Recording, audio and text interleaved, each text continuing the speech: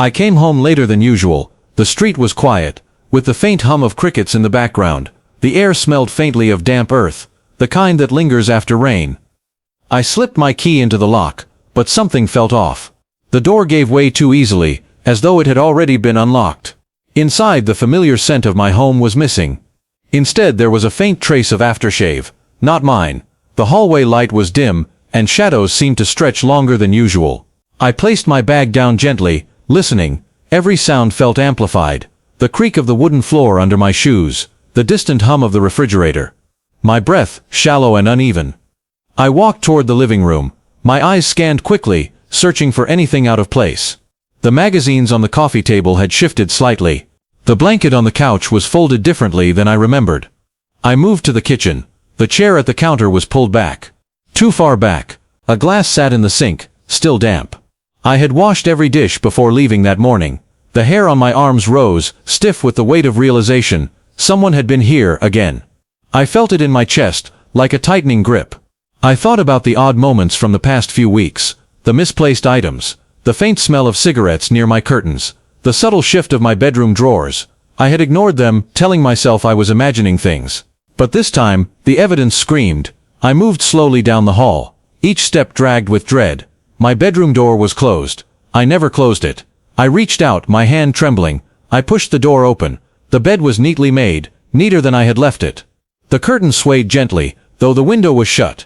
On my nightstand, something new rested there, a single silver coin, old, heavy, scratched. I had never seen it before. I picked it up. It was cold, almost wet, as though it had been outside. My skin crawled. I placed it back and stepped away. Every corner of the room felt tainted, invaded. My breath caught when I noticed the wardrobe door. It was open, just slightly.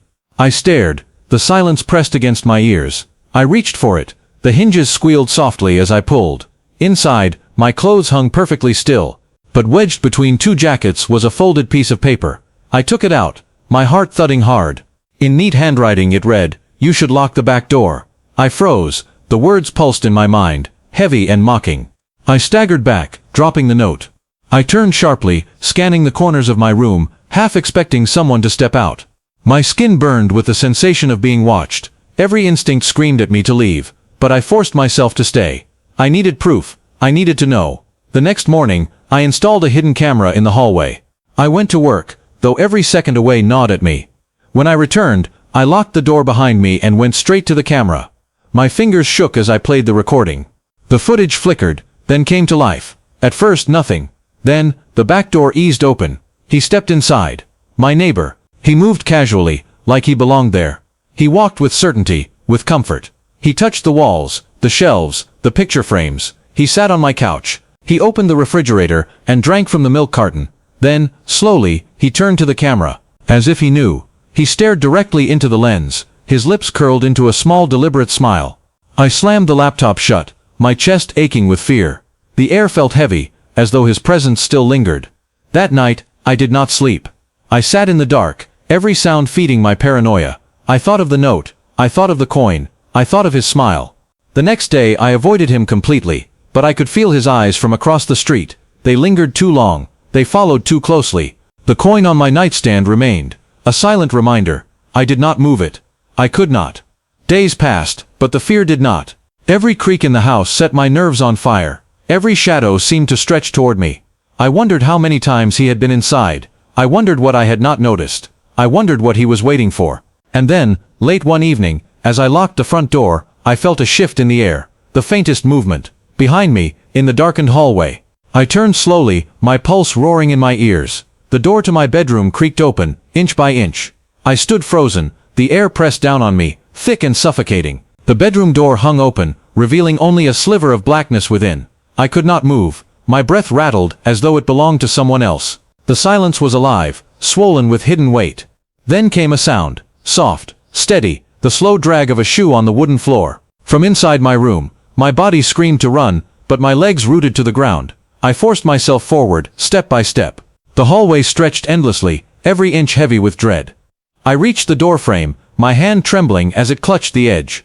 I looked inside. The window was open now, though I had locked it that morning. The curtain swayed gently, mocking me. On my pillow lay another coin, this one larger, darker, marked with strange scratches. Beside it, another folded note. I picked it up with shaking fingers. It read, "You should not ignore me." My chest tightened until I could barely breathe. I spun toward the door, ready to flee, and there he was, standing in the hallway, close, too close, his face calm, his eyes fixed on mine. That same smile, thin, knowing. I stepped back into the room, my body colliding with the nightstand. The lamp toppled, crashing to the floor. The bulb shattered, scattering shards of light across the carpet. Darkness swallowed us both. I could hear him breathing now, slow, deliberate. The sound filled the room, circling me. I reached blindly for the window, desperate for escape. The cold night air brushed my hand. But before I could climb out, a voice whispered from the dark, low, close, almost against my ear, "You were never alone." The words slid through me like ice. My heart pounded so hard it hurt. I turned sharply, and the room fell into silence. Nothing, no one, only the curtain swaying, and the coin gleaming faintly on the pillow. That was the night I packed my things. I never slept there again. I never looked back at that house, or at the man across the street. But sometimes, when I wake in the quiet hours of the night, I feel it again, the shift in the air, the weight of eyes in the dark, and I wonder if I truly left him behind, or if he followed me, waiting, watching, closer than I dare believe.